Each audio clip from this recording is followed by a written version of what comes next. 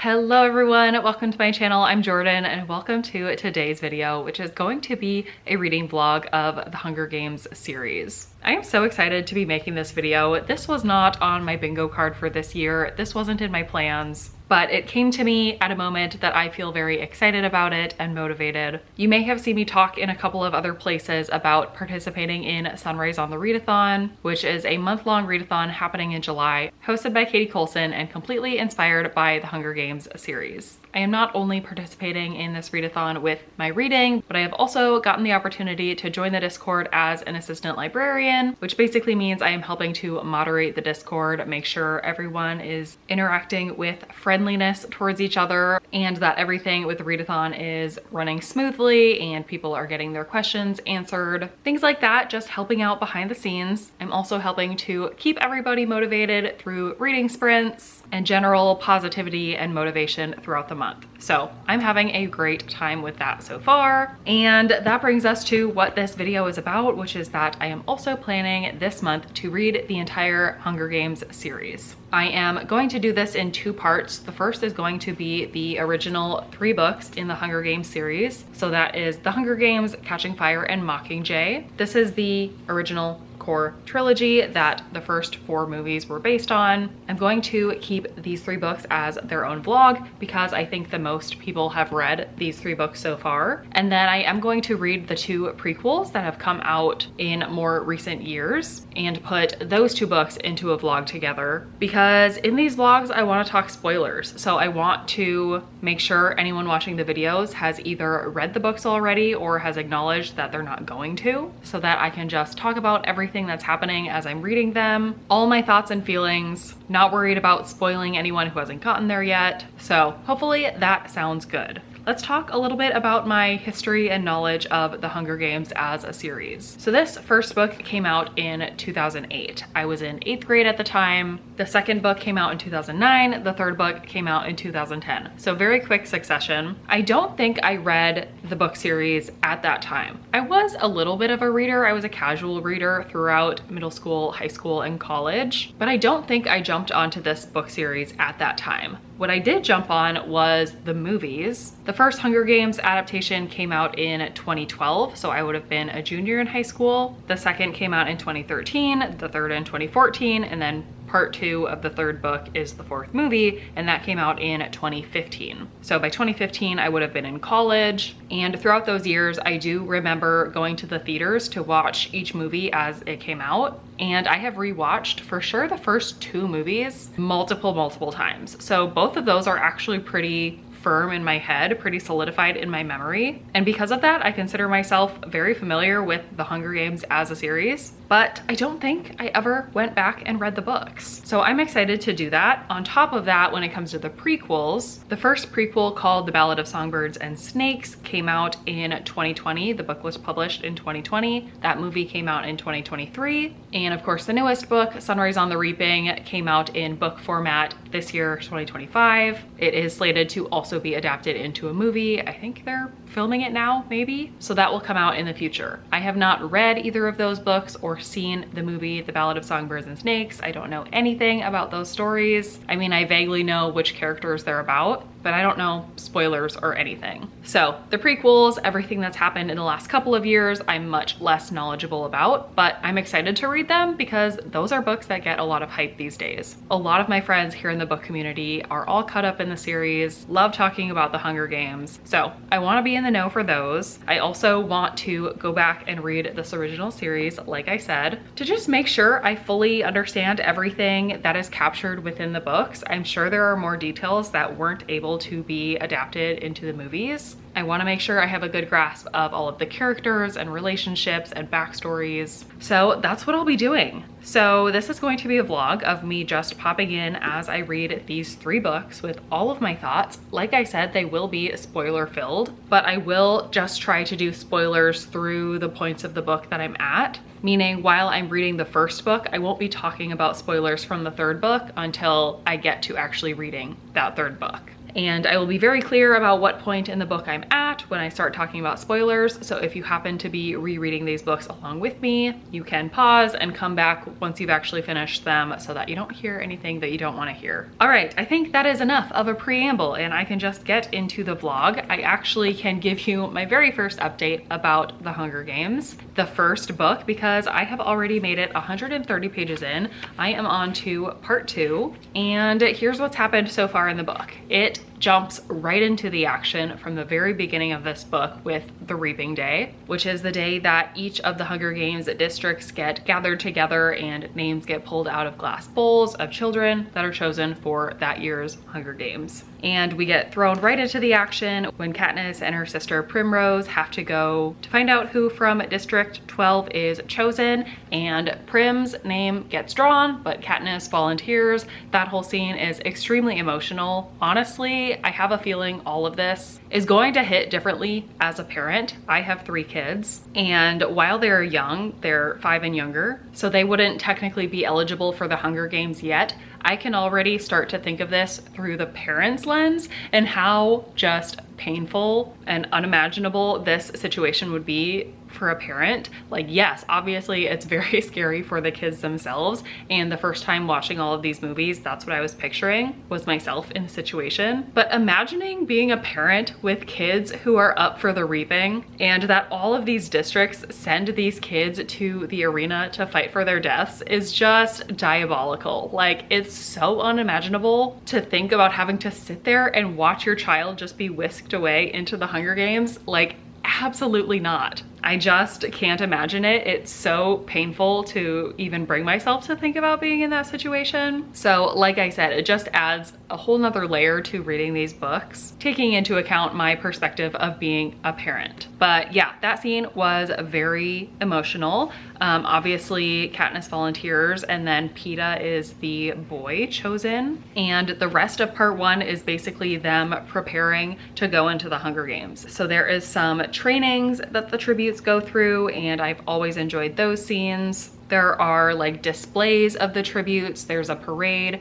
of tributes where they walk through the Capitol, showing off their costumes and letting the people of the Capitol get to know the tributes a little bit. There's televised interviews. It's just a very interesting buildup of the games. It actually is a lot like the Olympics, with like the opening ceremonies, the parade of athletes. It feels like there are a lot of parallels there, but it's for a much darker reason, of course. And there's just a lot of underlying tension and suspense being built because you know that all but one of these tributes are going to end up dead, and that is crazy dark. And so I am now going into part 2 of the book, which is titled The Games. So the Hunger Games are about to begin, and I'm excited to get into them. So far, I'm very much enjoying it. I have to say that the movie feels like it must follow this entire book really closely. Almost every single scene in this book I can picture as it was filmed in the movie. Almost every single character is directly represented in the movie, and I really enjoy having that cast of characters to picture and having those visuals easily picturable in my mind. It is making this book very easily and quickly consumed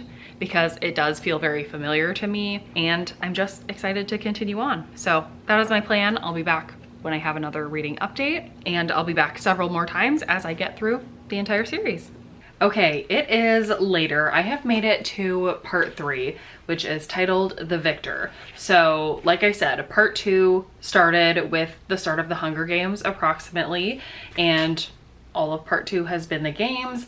And then part 3, we're still in the games at the end of part 2, so I'm not exactly sure how much of part 3 is still in the games versus getting to after the games, but I definitely have thoughts to share. Firstly, I continue my sentiment to say that the movie adaptation of this first book is just so good in how true it seems to be to the first book, and so helpful in being able to picture pretty much everything. I have been on sprints all day today, and some people on sprints were saying that there are some differences between the movie and the book. It's been a little while since I've watched that first movie. I know I've seen it multiple times, but I don't remember all of the specific details to say what exactly is different. Like my friend Vanessa was saying that like the color of the cat in the book versus the movie is seemingly different. I truly would have never noticed a detail so small. And then I think maybe some of the sort of battle scenes in the actual Hunger Games themselves might be missing or are done up a little differently when it comes to the movie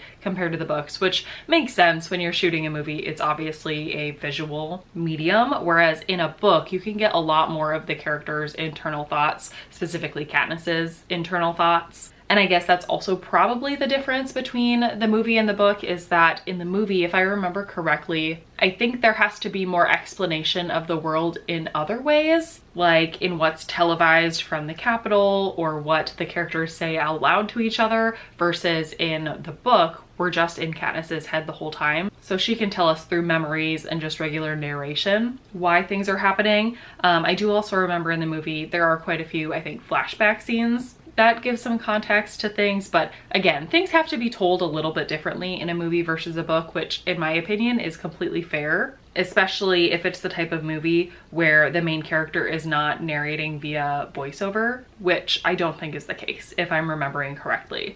I will be able to verify that tonight. There is a movie watch happening on Katie's Patreon, which she has very graciously given me access to for the duration of this month to be able to join those movie watches. And I'm excited to rewatch the first movie, having the book so fresh in my mind, so that maybe I can pick out more differences, but also just so that this story can be extra solidified in my mind as I move forward with the rest of the books in the series. So yeah, I'm continuing to really enjoy the book. The start of part 3 is page 245, and there are 374 pages in the book. So I've got right around 130 pages to go. It should be quick to get through.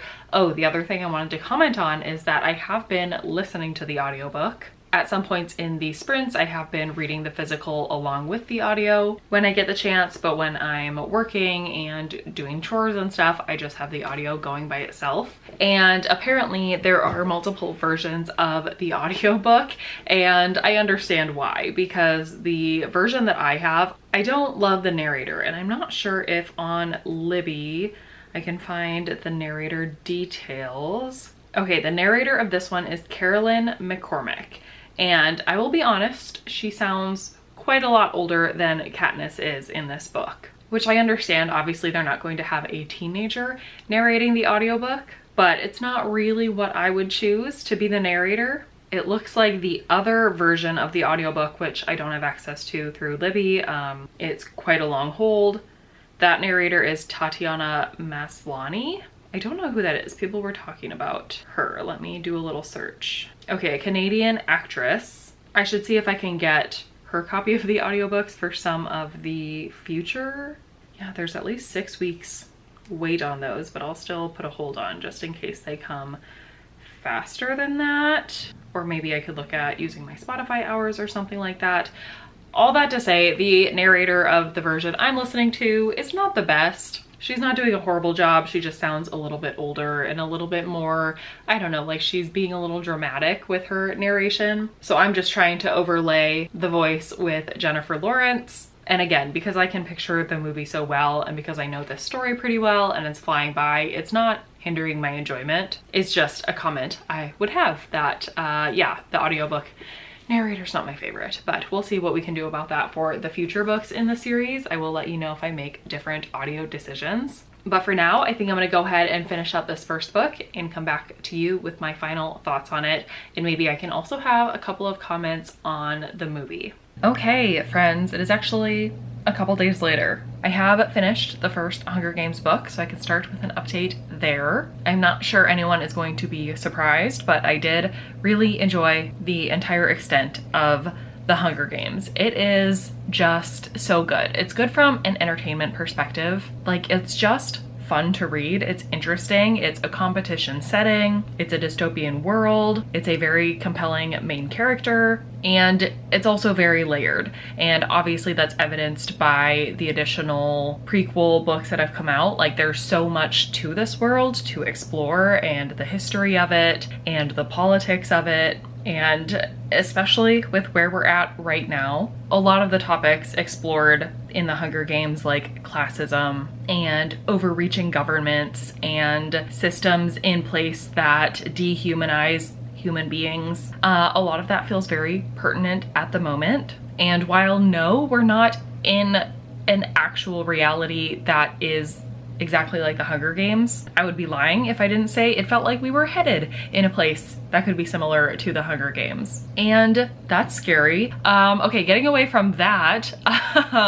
yeah, I just really enjoyed the rest of the book. And then I did enjoy what I was able to watch of the movie. I did go ahead and join the Patreon Discord movie watch for the first Hunger Games movie. And I wasn't able to just like sit and watch the whole thing. I was doing things with my kids that night. We were out and about, and so we got home later than usual, so they weren't fully in bed and asleep by the time the movie started. So I was just catching kind of bits and pieces as I was able to. And the movie is also great. It definitely made me want to sit down and watch it with an even closer eye. But I do feel like I know the first movie the best, so I will have to plan it out for me to be able to watch the future movie watches a little bit more closely. But yeah, Jennifer Lawrence is great. The depictions of all the characters are just so well done. The visuals of the actual Hunger Games are so good. One thing I wanted to talk about here is Cato, one of the main characters in the games, sort of.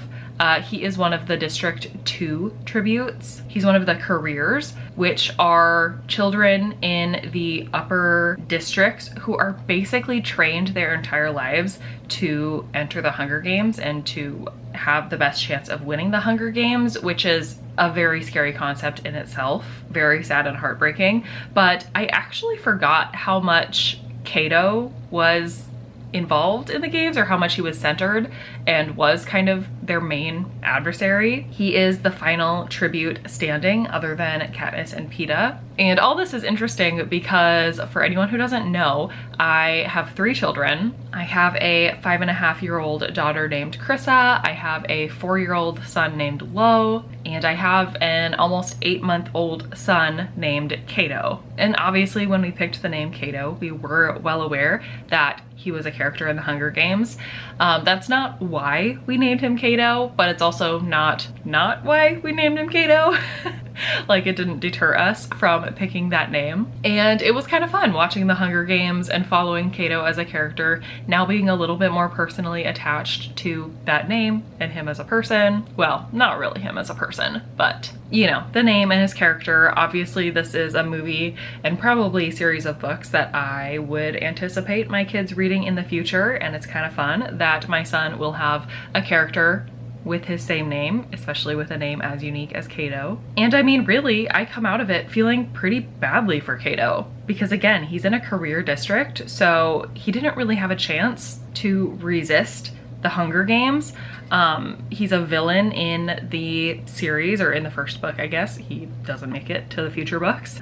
He's a villain, but it's not really his fault. He's just doing what he was trained to do. And again, it's ultimately just sad for him because he ended up dying for it. And the way that he goes out, especially in the book, is gruesome and drawn out and extremely painful and just torture, agony. It was terrible. Really all of the deaths in the Hunger Games, I feel like the book did a really good job of making them feel important and notable. And even though there are a ton of deaths, a lot of them feel personal, or like you still were heartbroken every time for each of these kids who are literal children in a situation that is not their fault, is not their own doing, and they've suffered the ultimate consequence for it. Yeah, it's really sad, but I think that's all I really have to say about the first book and movie.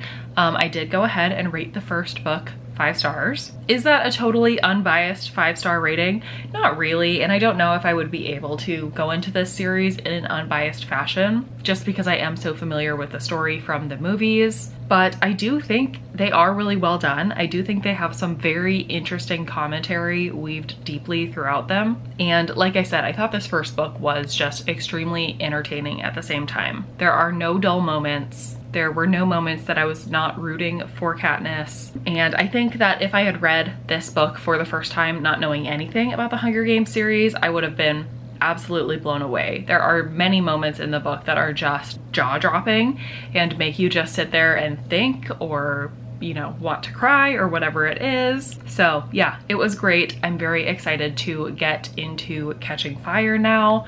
So that is what I'm doing. I have started the audiobook. I did go ahead and go onto Everand and use one of my unlocks for the audiobook copy that has the other narrator. Let me remind myself what her name is. Tatiana Maslany. Again, I'm not really familiar with that actress, but I will say that within the first 4% of the audiobook that I've listened to so far, I do like her voice a lot better. She sounds a lot younger and a lot closer to what I would picture Katniss sounding like, separate from Jennifer Lawrence, of course. So yeah, excited to continue listening to that book. I am going to go ahead and hop onto reading sprints, which I am hosting. I will, of course, be not only reading, I'll be also getting some work done and stuff, but it is the day before a long holiday weekend, so work is a little light at the moment, which is good. I just need to finish up a few things before going out of office, so I'll be able to do that while listening to Catching Fire, and I will go ahead and catch back up with you once I'm a little bit into that book and have some more thoughts to share. Alrighty, my friends. I am back with an update. I have been reading Catching Fire, the second book in the Hunger Games series. It's been quite a few days from my last update. It's been the 4th of July holiday here in the US. I had a day off of work, so my family spent the long weekend at the lake, which was a lot of fun, a lot of sun, only a little bit of reading while I was there, partially because I didn't have a lot of time, but also partially because I was at the lake with a bunch of family members, so it wasn't really conducive to coming on and updating a vlog. So I didn't want to get too far through the book without being able to come on and give some updates. So now I can catch you up on everything that I've read. So I have gotten up to chapter 14 in the book. That is page 188, and according to the audio, it's approximately 47% through the audiobook. And I'm really, really enjoying this second book. I think I already mentioned that I am enjoying the audiobook narrator a bit better for this book. So definitely what everyone said was correct about that.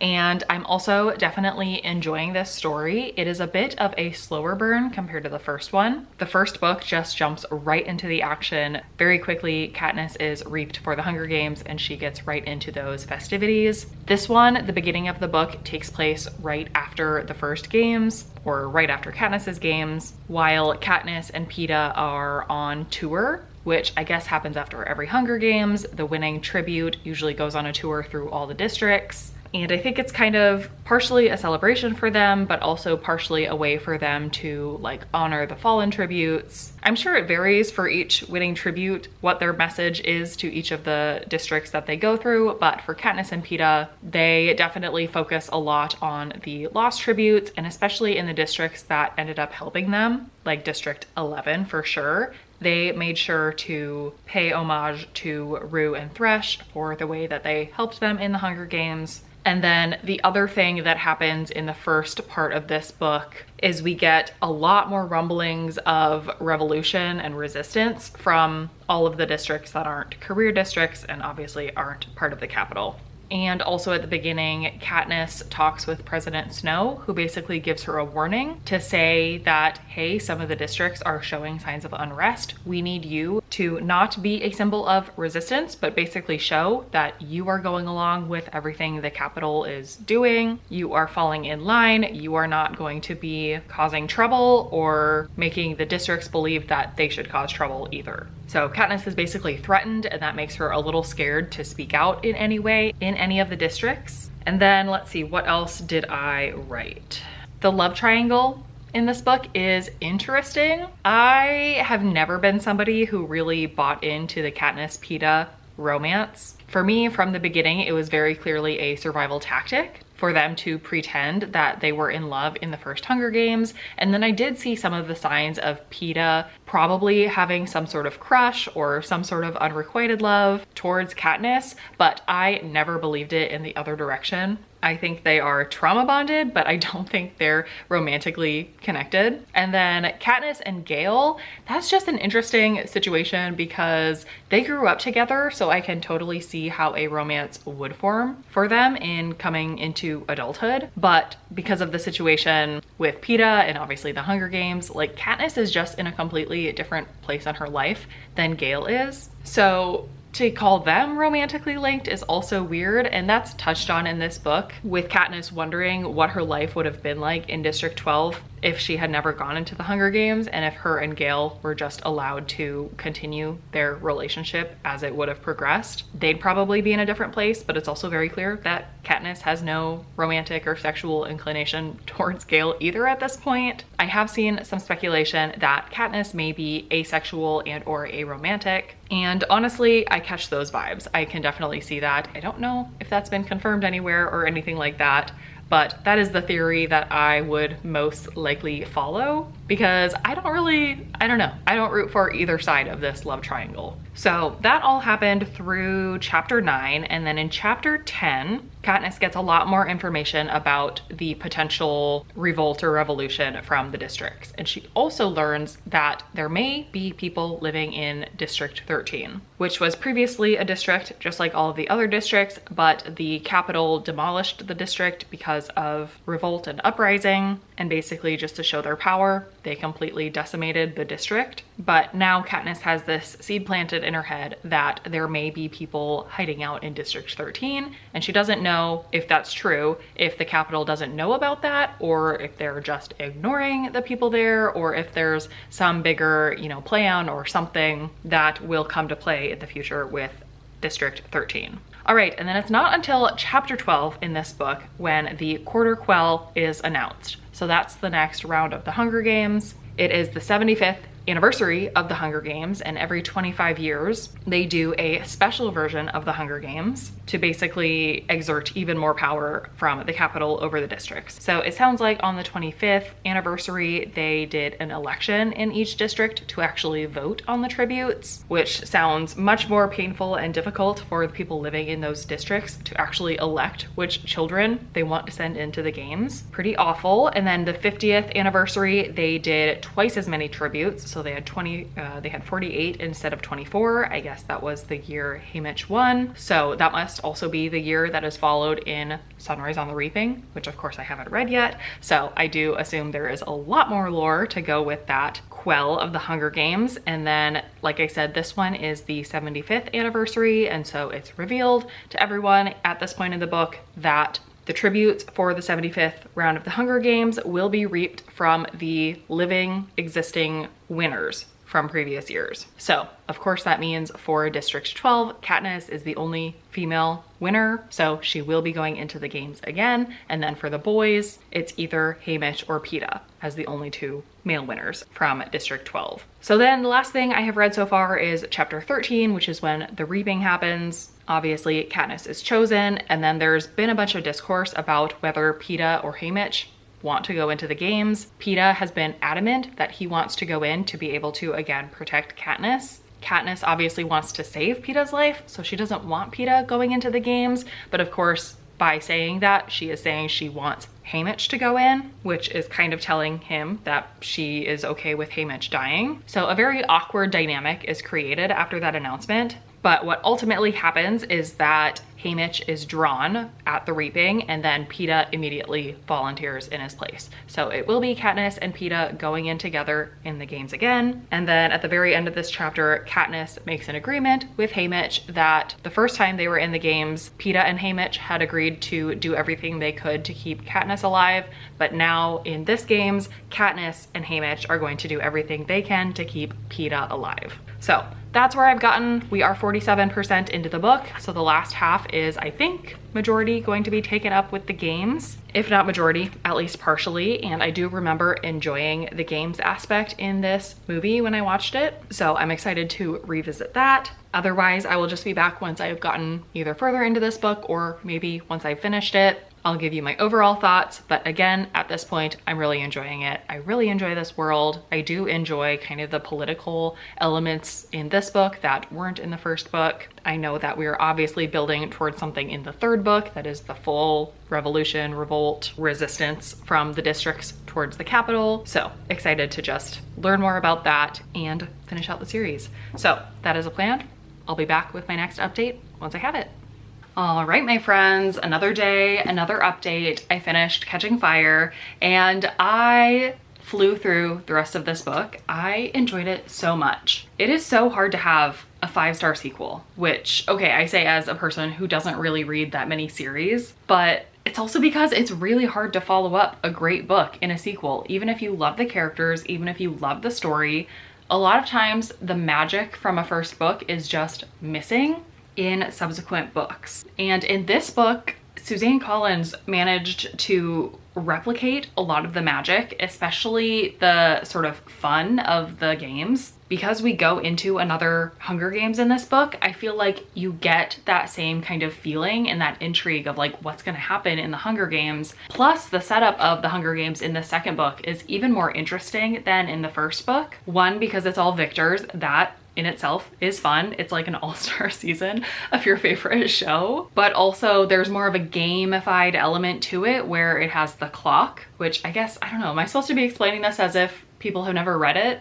I don't think so. I think I'm just filling in the spoilers for anyone who maybe hasn't read them in a while. But the clock element where the arena is split into 12 segments and each hour one of the segments has a certain horror element introduced to it is so interesting. It's a fun addition to the games, and it's also fun to read about the characters figuring that out. And even once they figure it out, some things are done to foil their plans. The other great part about the second book is that it introduces some new characters that we all come to love, and you don't have to say goodbye to all of them before the end of the book. Because at the end of this book, Katniss and Peeta have allied up with a couple of the other victors who are in the Hunger Games with them, like Finnick and Joanna. And yes, there are a couple others who do die in the games, but some of your actual favorites, or my actual favorites, end up coming out of the games with Katniss because there's basically this whole plan to electrocute the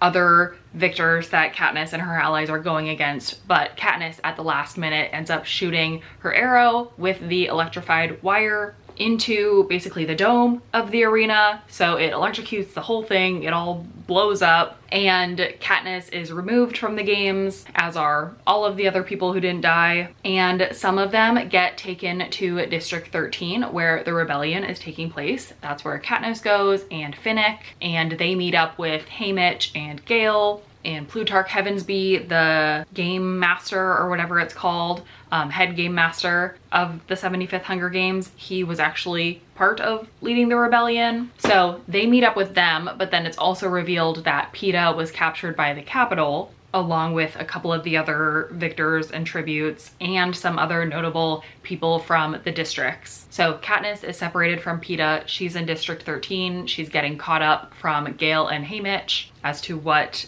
has been happening with the rebellion. And then it's revealed by Gale that as soon as the games started, the Capitol started firebombing several of the districts. So specifically District 12 was targeted with the fire bombs, and Gale tells Katniss that District 12 no longer exists, and that is like the last line of the book. So going from there, I couldn't stop, so I went right into Mockingjay, and I'm just a little bit into it, so I'll wait to give any kind of summary or explanation of this book until I get a little bit more into it. But just to wrap up my thoughts on Catching Fire, I think it completely continued the magic from book one. Yes, it's a middle book in a trilogy, which inherently is kind of a bridge book, but I think still it stands on its own so well. It was still so interesting. You did still learn a lot of new information about the rebellion and what District 13 is doing to try to revolt against the Capitol. There are still a lot of unanswered questions to come in the third book,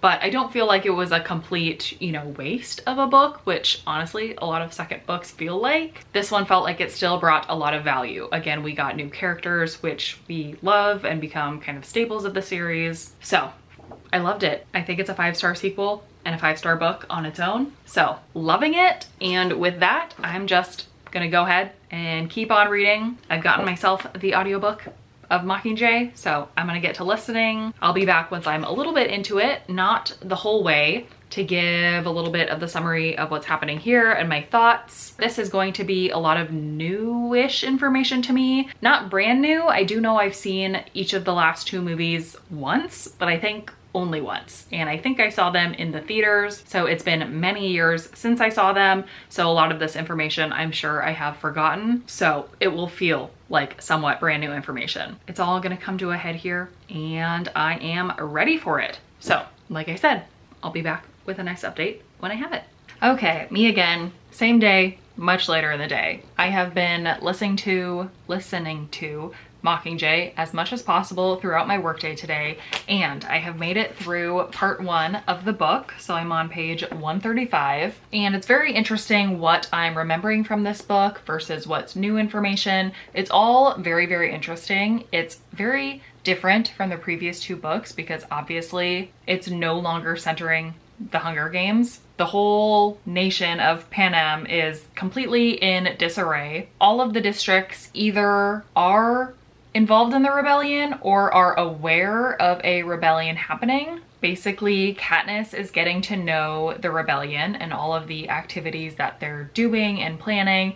And towards the beginning of this book, she is approached by the president of District 13, who is President Coin, who I do remember pretty vividly from the movies. And Katniss is approached and asked to be District 13's Mockingjay, and basically the face and the main symbol of the rebellion. Meaning Katniss is pledging her full support to the team of rebels and all of their actions that they are trying to take against the Capitol. So a lot of the first part of this book is Katniss like filming, what do they call them? Like promo videos? I can't remember the actual term for them at the moment. Propos, like propaganda videos. And those parts are funny because Katniss is very bad at being scripted and doing what other people want her to do, but she's very good at reacting in the moment, speaking her truth as she feels it. So her team is quickly finding out that they can't force her to say anything. They just have to put her in positions where she will react accordingly, and hopefully they can capture something on camera that will resonate with District 13 and all of the other districts that they're basically trying to recruit to the rebellion's cause. They also are trying to keep tabs on what's happening in the Capitol because the Capitol is also doing broadcasts throughout all the districts, specifically with PETA as their basically spokesperson. And we're seeing an interesting and alarming decline in PETA's health. And we can assume he's being really mistreated in the Capitol, probably as a tactic to appeal to Katniss's feelings towards him so that Katniss will come forward and they can do what they want with Katniss. But it seems like Katniss is really struggling with where to place her allegiance because though she obviously disagrees with what the Capitol does, she still is hearing what PETA is saying, and she's trying to determine if he's telling the truth, if she really should be loyal to him and therefore the Capitol, or whether she should pledge full allegiance to District 13 like she has told them she would. But she has this just kind of niggling sense of mistrust. And even though she more aligns with District 13's mission, they're still treating a lot of people in the district badly. Daily life for everyone in District 13 is highly regulated. People aren't really given free will or anything, so it's just another form of oppression for all of those people, and Katniss definitely doesn't agree with that. Plus, I think she's just getting some bad vibes from some of the leaders in District 13. So she's not really sure where to go and what to do, not to mention the fact that Gale is in District 13 and he seems completely loyal to Coin and the cause. So it's like her two loves are pulling her in two different directions, which again, I still don't fully agree, or I'm not fully on Team PETA or Team Gale from a romantic perspective, but that just kind of adds to the layer of Katniss's indecision. Not only is she choosing which leadership to be loyal to, but also which love interest to fully back. So it's just interesting. And I know that this book gets even more gruesome in its descriptions of how some of these people are treated or mistreated. And it's all leading up to obviously some sort of big battle where District 13 will finally make its move against the Capitol, and it'll go from there. So I think that's basically everything I've gotten through in part 1. And now I will be starting part 2, which is called The Assault. So we'll see what happens here, and I'll just be back with my next update once I have it. I probably will update one more time before the end of the book. It looks like part 3 starts on page 263, and that's most of the way through the book, and that is the last part. So I'll just plan to come back with you at the start of part 3, and then one more time at the very end of the trilogy. Alrighty friends, time for my penultimate update of this video, because I have made it to part 3 of Mockingjay. And let's see, what do I have to update about part 2? Part 2 is the big build up to obviously part 3, the final part in the trilogy, which is going to be the big battle between the rebellion and the Capitol. Towards the beginning of part 2, the rebellions are able to rescue all of the victors and people who were captured by the Capitol. So they get Joanna back, they get Annie, who is Finnick's love, and they get Peeta. However, Peeta is not returned in his normal form. Katniss and the team knew that Peeta must be undergoing some sort of torture under the Capitol, but once they fully get him back, they realize that he has been completely, what's the word they use? Hijacked, which I guess is a specific form of torture where they replay like videos and try to reconjure up memories in order to add in fear, disdain, whatever they want to add in, and then have them like re-record the memories so that their brain is changed, essentially hijacked, to think whatever the Capitol wants them to think. And in Peeta's case, they did this specifically towards Katniss. So they used all of the film that they have from the Hunger Games and the tour and their interviews and everything, and basically hijacked Peeta's memories of Katniss, reworked them to make him think that Katniss is a mutt created by the Capitol, intended to kill Peeta. So now, whenever Peeta sees Katniss, he tries to kill her. And I do remember that being, I think, like the stopping point between the two movies in Mockingjay. I think the ending of part 1 is once they have gotten Peeta back and they realize how bad he's gotten. And I just remember a scene of him being basically restrained in like a hospital and going crazy in his hospital bed, and Katniss seeing that. I think that is the final scene of the movie. I will be interested to watch that back to see if that's true. But then the rest of part 2 in the book is training sequence. So Katniss is trying to train herself up to get battle ready so that she can join the rebellion. She's doing that along with Gale and Finnick and Joanna and Boggs. They're all training together. They all get put in the same like squadron or whatever it's called when they're in the same like little group that will go into battle together.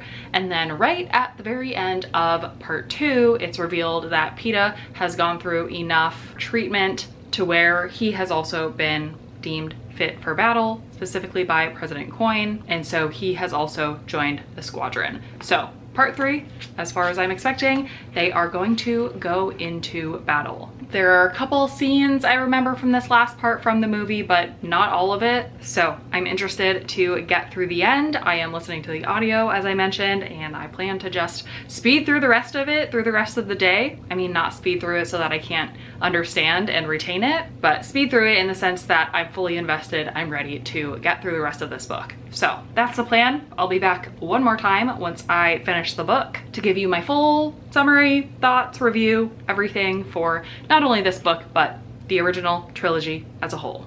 And with that, just a couple of short hours later, I have finished the Hunger Games trilogy.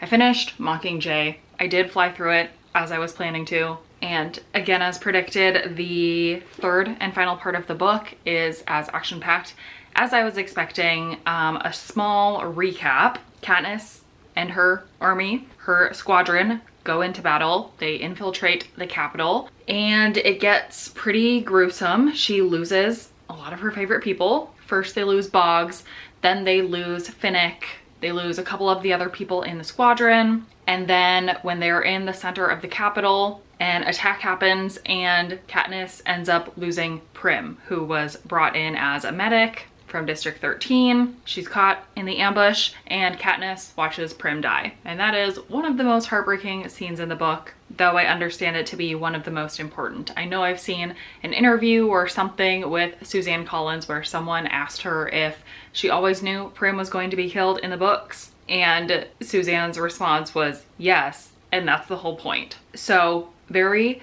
powerful. And then after the bloodbath situation, District 13 attacks the Capitol. District 13 ends up winning. They capture the Capitol, they capture President Snow, and President Coin ends up taking over. So she's the ultimate president of Panem. And Katniss is brought to like the center of the Capitol, and she is given the opportunity to kill Snow because that has been her mission the entire time. That's what she agreed with Coin that she was going to get to do. And throughout this whole time, like I said, Katniss has kind of been wrestling within her mind about who she is loyal to. What does she want? What does she want for their nation? And in the split second that she is aiming at President Snow with her bow and arrow, about to kill him, she realizes that Snow isn't the enemy anymore, Coin is. So she ends up killing Coin instead of Snow. All hell breaks loose in that moment. Snow ends up dying at the same time. An emergency election was held because both of the presidents were killed, and new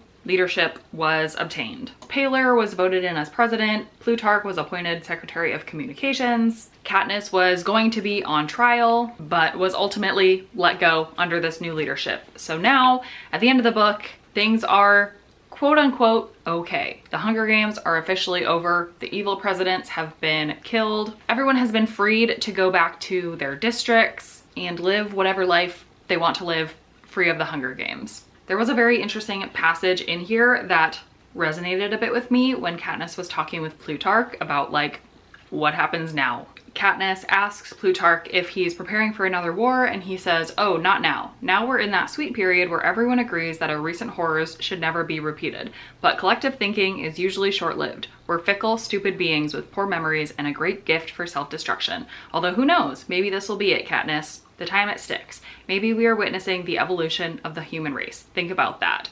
And that was an interesting thing to read in this book, especially in the current day's context. I don't want to dive too much into real life politics. However, it is absolutely impossible for me to read a series like this without it resonating to me in a real way, without it being political and affecting and being affected by my political beliefs and my beliefs on ethics and morality. And we are in a very different place in our world right now, in my opinion, versus where they end up at the end of the book. And that passage resonates to me in a different way because, in my opinion, I feel like we're in a very bad place. And I often find myself wondering, like, how did we get here? We are repeating so many horrors that the human race has gone through in the past that I thought we all collectively agreed we never wanted to go back to. But Plutarch is correct when he said we're fickle, stupid beings with poor memories and a great gift for self-destruction. And all I can really do at this point is hope that, you know, we can come out of where we are right now and get to a place of betterment, and just hope that we can be diligent in trying to get it to stick in evolving the human race to not repeat horrors of the past. But we're not there yet. So I know we still have a long ways to go. I hope it doesn't get to the same point that this book does in terms of war and death and destruction and all of that. But again, it's impossible not to draw those parallels, in my opinion. And then the very last part of this book is the epilogue, where we find out that Katniss has made a life with Peeta and they have ended up having 2 children together. And Katniss talks about how big of a decision that was for her. And it's probably not the same decision she would have made by herself compared to her life with Peeta. Peeta really wanted children, so Katniss gave them to him despite all of her, you know, fears and reservations about bringing kids into a world that is so fickle and that's been so hard on her. And I don't really have any opinions on that. Hard decision, obviously. Very personal decision, again, even in real life. The decision of whether or not to have children, I think, should come with a lot of thinking. And I have kids, so obviously I made a decision in one direction, but I can totally understand Katniss's point of view and so many people's point of view saying that it's kind of a cruel world to bring children into. So I get it. But yeah, I guess the book ends on a note of hope and general, I don't know if I'd even say happiness, but contentment for Katniss. She's lost so many people throughout the course of this series. She has very few people left that she trusts and loves. I am happy for her that she has children that can build that back up a little bit, that I hope she lives a happy life with. But yeah, I mean, my feelings at the end of this book are honestly exhaustion, just because there's so much in here. A huge appreciation for this world that Suzanne Collins created and that so many people have fallen in love with. I do think it's a really powerful, moving, important story. I'm glad to have now read it along with seeing the movies. And I think I have to give this third book 5 stars. I mean, would I probably rank it third in my enjoyment of the 3 original books? Yes, but is there anything I can say about it that I could critique or say could have been done better? Definitely not. It held my attention. It was extremely interesting and thought-provoking to read. It ended in a place that was, I don't know if I'd say satisfying, but I don't think there's room for complete satisfaction after all that is the Hunger Games. So it's relatively satisfactory in my opinion, in terms of like wrapping up all the loose ends and where the society ends after all of this. I think in general, people are more satisfied with this ending than say Divergent by comparison. But yeah, I think it's a 5-star book. It's a 5-star trilogy. I am so excited to get into the prequels now, which I have no expectations or knowledge of, to be honest. I will be putting those in a separate vlog, like I mentioned, so hopefully that should be coming out relatively soon in the next couple of weeks. I think that's all I really have to go through here and now. So please let me know if you have also read the Hunger Games trilogy. I am assuming you have if you've watched this entire spoiler-filled video, but if not, I'd be happy to hear that too. Let me know what you rated the series if you have read it. Let me know how you enjoy the movie adaptations if you have seen those. Just let me know all of your thoughts and opinions on the Hunger Games, at least the original trilogy. And then also let me know if you have read either of the prequels, what your thoughts are on those. Obviously spoiler free because I have not read them yet. And if you're excited for that video and all my thoughts to come out as well. Other than that, I don't think I have anything else. So thank you so much for watching this video and I will see you in my next one.